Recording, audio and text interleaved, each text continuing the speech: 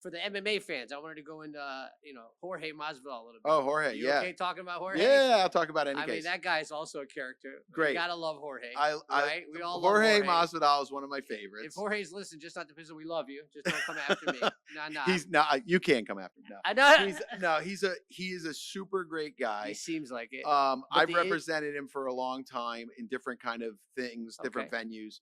Obviously, he got into that fight with Colby. I want to talk about Colby because Colby puts up this image like he's this. I don't know if that's an image or what that he does. What do you know of him? What is Jorge? Because there's clearly a real beef there. Yeah, right? There's a real beef, right? And there's a lot going on between the two of them, right? I know some of their history, right? And I think the Colby on Instagram isn't the Colby in real life. He's like, I think he kind of puts on the tougher image than he is, right?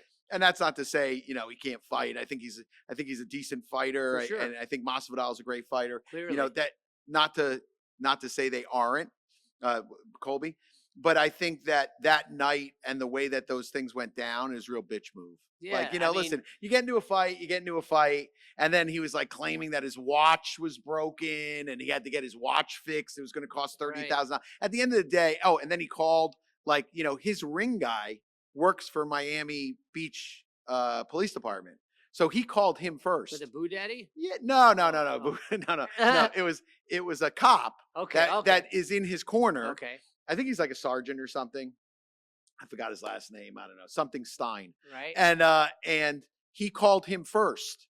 And then that guy called in like a level 5 or whatever it is. Robbery or whatever? Like armed robbery to and then 15 cars show up. There's a lot going on that case where, we were contemplating whether or not we were going to file complaints for the police misconduct. Sure. And Jorge was like, listen, I'm not filing against cops. Like Jorge likes cops. And he's like, I'm not filing against cops. Like, it is what it is. He's a Miami guy. He's a Miami guy. He's like, just fight the charges. He's like, I don't want to do that. But legitimately, we did have what I considered a really good complaint about how that went down and how it was reported and how things went down. But essentially, the facts were, nutty. And as I remember them, it was, Jorge, he says on a podcast that day, I think it was like with the Nelk boys, he says, if I ever see, Jorge Masvidal on the street,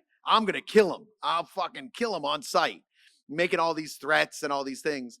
And then that night, I think Jorge was in the area and he was on the street. Right. And then it became like, run for your life. Right. And he pretty much ran for his life.